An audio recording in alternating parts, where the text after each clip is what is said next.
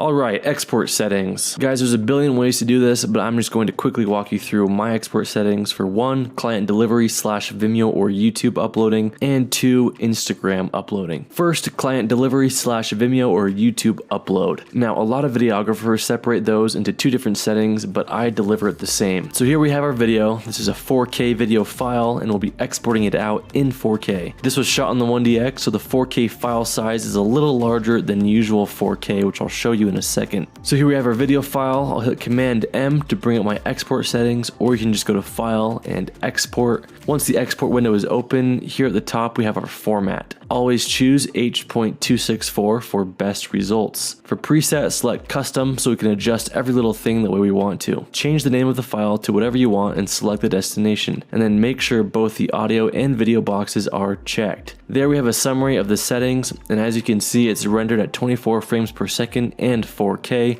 which for the 1DX is 4096 by 2160. Next box, all I worry about is the video tab. I leave everything else at default, but here's a quick look at my audio tab if you're curious or if your settings are different.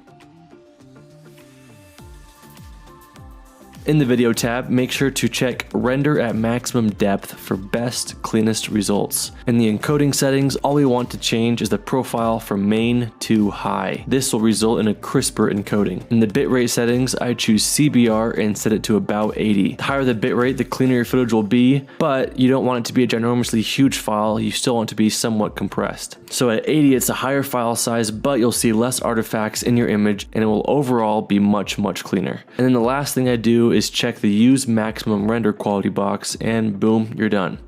You can see here that the file size will be about 2 gigabytes, and that's the file that I will send to my clients and also upload right to Vimeo and or YouTube.